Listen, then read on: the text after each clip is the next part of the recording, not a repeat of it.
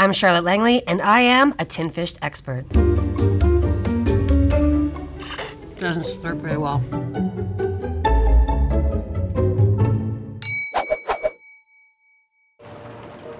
We're talking tuna now. This looks like albacore tuna specifically. There are 3 species that we consume the most of on a global scale.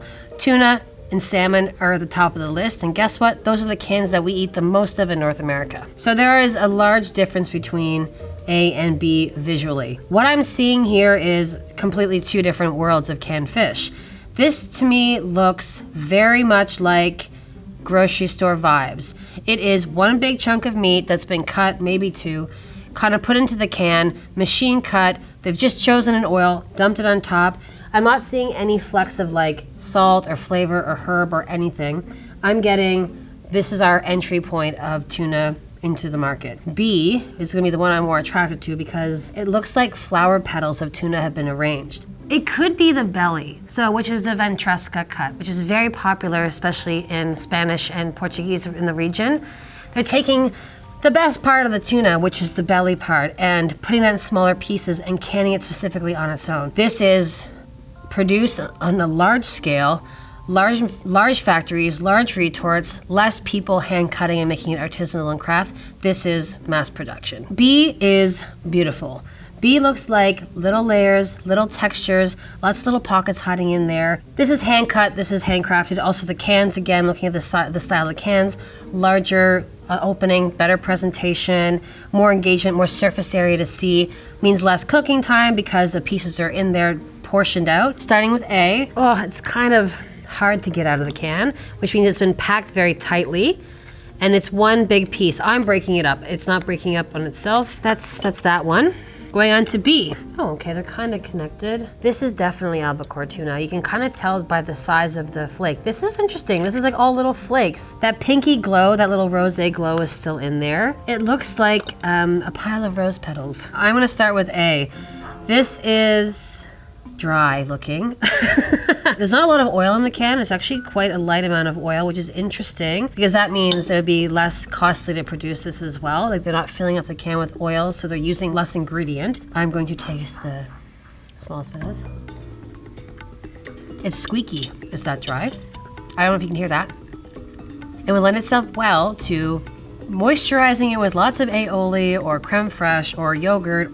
This is what we're used to getting. This is the tuna that we all grew up with. Moving on to B, and I'm excited because it's aesthetically quite pleasing. It's been sitting in this lighter oil. This looks like a neutral oil. There's little flecks of color throughout it, like the lime. It's so much better, oh my gosh. So much better flavor. It's well seasoned. This is great. I think that this is a more premium product. If I'm wrong about this, I will be absolutely devastated. I'm not surprised at all. But this is really accessible, right? Like this is a product that you can try and get and use regularly. This one is more premium, and you can tell why. Shape, color, texture, flavor. And it's just a great addition to switch it up.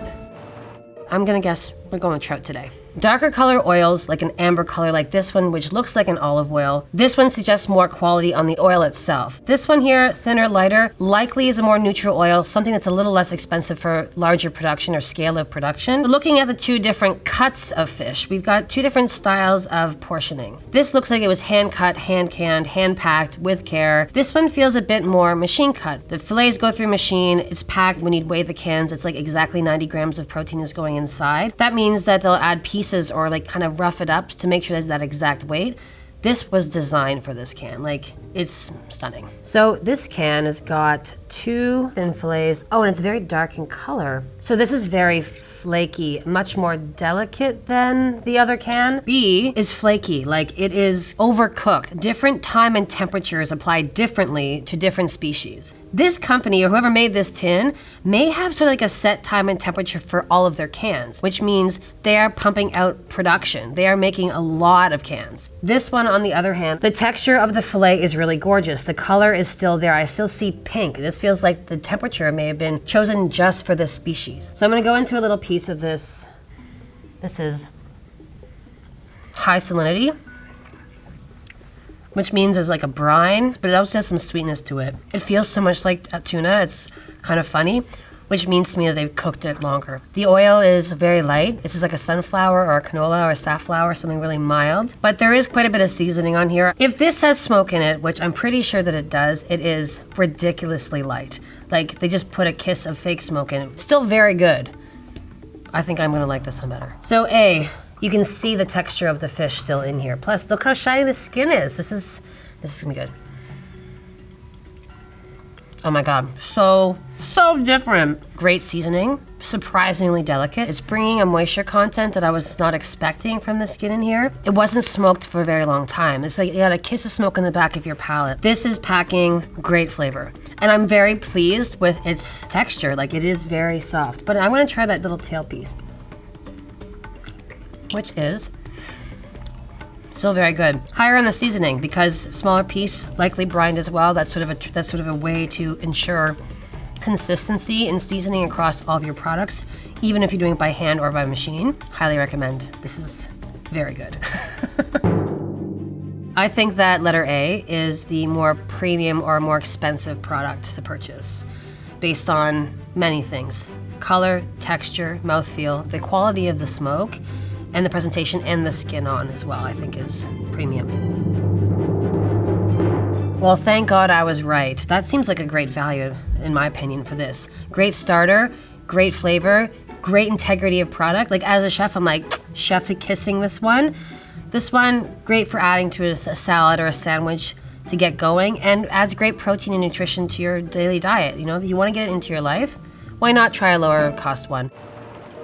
Mussels are great for a myriad of reasons. Mussels also are ocean cleaners. They filter feed through the oceans. These are the most low impact food to grow. They don't need to be fed, which makes them, in my opinion, some of the most perfect food. What I love about them in a tin, they kind of just get better. They take up more flavor, they take up more moisture. So looking at the letter A, this looks loaded with mussels. Like they are coming out of the can. Like there's so many in here. The oil color is a nice rich color. B on the side here, it is also very full. Not as like orderly as I was maybe even expecting, but even consistent size, which I like. That means I'm gonna get more conformity and more uniformity in the consumption. And the color of the oil is beautiful, like a nice golden color, kind of matches the tin. All right, I'm gonna start with letter A here and get these on the plate. What I love about this is not only is it the oil in the can, there's also the liquor from the mussels. So the mussel meat has this beautiful sort of natural sauce that comes with it, and it's called the liquor. So when you cook it, it extrudes like the sea water that's inside of it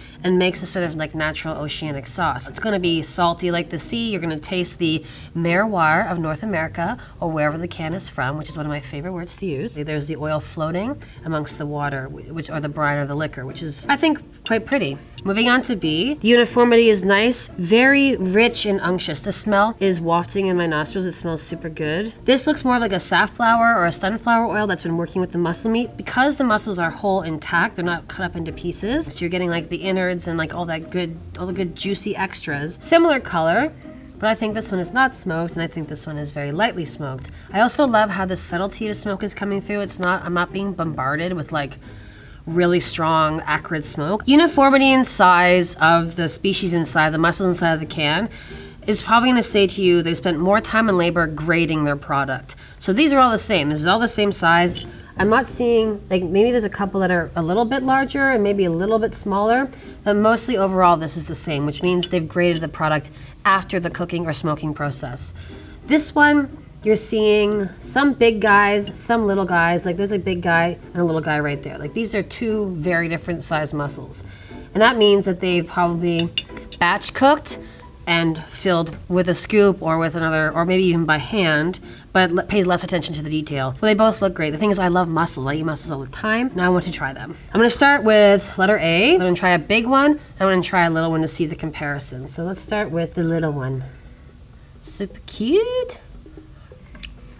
So good. So much flavor. You get a little bit of irony, like a little like you're eating something that's rich in iron because they have all their organs inside of them still. They're like super tender, which is great because they handled the cooking process really well. Like these are relatively plump. The liquor comes through. So I'm not just getting like a nice oily mouthfeel. It's actually quite juicy, which is surprising. Anyway, I'm gonna move on to these guys. But these have that nice little smoky note, much smaller even across the board. More oil coating, like it's glistening. This has been cooked longer because of the smoke. It'll cook the liver, like the tamale, too long.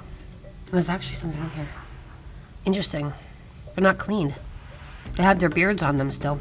When they take the meat out of the shell, they're doing it quickly, and they're leaving a little beard attached. It's the part that attaches to where they are raised. The liver has a bit of like a granular aftertaste, so I'm tasting the smoke, which is really nice. The oil is luscious and gorgeous. A's got like a juicier, plumper sort of note, and the liquor that's coming out of it is actually really pleasant. It's adding to like oceanic flavor. This feels more like I'm eating kind of like fresh mussels in a sense. I'm like, ooh, tastes good, it's refreshing, the mouthfeel is very nice. The smoke is nice on B. B is more expensive is my guess. The perceived value for me is that it's gonna be a more premium product because of the smoking and the extra steps. This doesn't surprise me at all, but I also love this because this is a great introduction to eating tin mussels. This is cost effective, friendly to your pocketbook, and is delicious. Premium, crack this can for a holiday or a party. I'm happy to hear that these are a very accessible way to get tin fish into your life because this is delicious. This is definitely octopus. A and B look almost identical. The can shape is the same. How they're cut in the can, the same. The clearness of the oil, the same almost. So this is gonna be the hardest one to discern. These are very clean cuts, so whoever was cutting this one was like, choo, choo, choo, like they know this product, they know the species very well. This one has a little bit of a muddier tone or visual when it comes to the oil, which may mean that it started cooking to the point where the membrane on the side of the octopus started like maybe breaking down a little bit more instead of mixing in with the oil and creating a little bit of residue in the bottom of the can. But these are ridiculously similar. Very neutral. When you cook octopus in its own juices, they may not have like cleaned the octopus as well, like they may not have like wiped off the tentacles as well. So I'm getting like that dirty river water, like it's got a bit of muddiness. This one, almost no scent at all. All right, we're starting with column A, the gold can of octopus. I'm just gonna get it all on this plate. I see some coloring from the coloring of the outside of the actual skin itself. Looks pretty good actually. And then can B. Interesting, interesting. They're almost exactly the same. The color on this one is a little bit more of a blush, which is nice. It's a bit of a cleaner color. In A, it's a little bit muddier, a little bit cloudier with the liquid that has come off of the octopus, which could also mean that the can is aged a little bit, that it's been sitting for a while. I'd have to check the age and the stage of this can, because if it's a bit older, it means that it's spent some time with itself and has changed and evolved. Versus this one, this has probably been canned very recently. Like a lot of tin fish ages really, really well and actually increases in deliciousness, moisture, texture over time. They're so similar that I think the only thing that's going to be able to differentiate these two is how they taste. Okay, so we're gonna start with A. I think I'm gonna go with the larger piece first and then maybe try the tentacle. Slimy. And very salty. Out of all the tins I've had today, this one is the most seasoned. Octopus has natural oceanic salinity quality of its own, and it is so porous and has so much moisture content in it that it holds on to more liquid. Weirdly, almost tastes like there's like a bit of a soy sauce moment happening. Like it tastes aged. It's very tender with a bit of chew, which is to be expected. I think I'm just gonna go right to this one because I'm hoping for this to be super bright. The smell is a little bit stronger, like more aroma. It has that soy sauce flavor as well. It's like a salinity. There's not soy sauce in these, I know that. But it has that like umami funk a little bit. Also salty, not as salty as this one. Could be the exact same recipe. One processing plant or cannery will can for two different people and make the same product. They just have different packages on them. That's hard to tell. But I'm gonna eat this little guy here, see what happens. But, doesn't slurp very well. It's softer. The oil is nicer in this, the neutral oil. This is letting the flavor of the octopus really come through. It feels sort of like chicken. This feels more high quality, but it could just be the timing. I think B is gonna be a bit more expensive. They're so similar, it's ridiculous. You gotta be kidding me. $4.43 an ounce versus $1.12. What this is telling me though is that They make more of this, they're more experienced with it, but they're charging less for whatever reason. It could be the brand that separates it apart. You know, this could be where the packaging that we don't see here sort of steps in and you're paying for the packaging. I'm thinking though, like maybe because it has been aged, that the value is increasing over time. They release them over a later period of time, so they're aging them for flavor for the consumer, or they want to do a seasonal release or something like that, so they're only launching small batches at a time. It's probably a small batch. These look like sardines to me. Sardines have like hit the market and have become so like sexy for consumers in the last couple of years, and they are harvested and caught, cut, cooked, canned, processed daily. This is like a very quick turnaround species. It doesn't get brined for very long, it doesn't get smoked for very long. It comes in the front door and is processed and canned right away. So it's canned at the peak of its freshness, which I think is very unique to sardines. And maybe that's why people like them a lot. It's more like a fresh fish in a can, for lack of a better word. I'm observing a few different things here. Number one, the shape of the can. This is a round can, this is a rectangular can. The shape of the can impacts the nutritional value of the product and the flavor and quality and integrity of texture of the species. To cook the can, it goes through TDT, which is the thermal death time, which kills like all the bacteria. And then it has the heat penetration. So how fast does the heat penetrate inside of the can to get to that safe temperature? So a thinner, more round can like this, so it can take less time for the heat to get inside. This can, a bit taller, a bit chunkier, a little bit fatter, it's gonna take longer for that heat penetration to get into the middle. As in, you're losing some of the nutritional qualities, and it's also gonna have to cook longer, so the integrity of the species itself will also maybe be reduced a little bit. This looks like they have no skin on, which to me I'm going, why would they do that? That is so much extra work, labor, dollars. This one, it's dark, it's rich, the oils are like robust, the smell is great. No head on either, the skin is on, and I'm gonna actually guess, looking at that they may have taken the bones out of this one as well. This one also looks like there is some additional cooking, as in maybe a grill mark or a sear or something like that, which I can't really tell yet.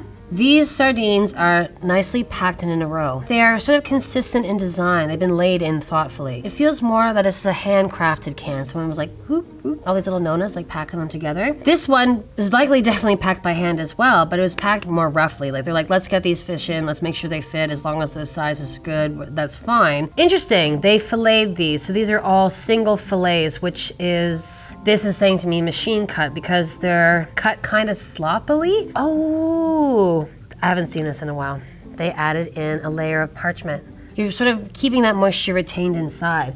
So then you have the other fillets underneath that are face up. And then I'm gonna do the oil because I wanna see the oil. B, this nice little rectangular can going in. These are gorgeous. They're giant, they're shiny. 3 big whole sardines versus maybe 4 or 5 cut in half.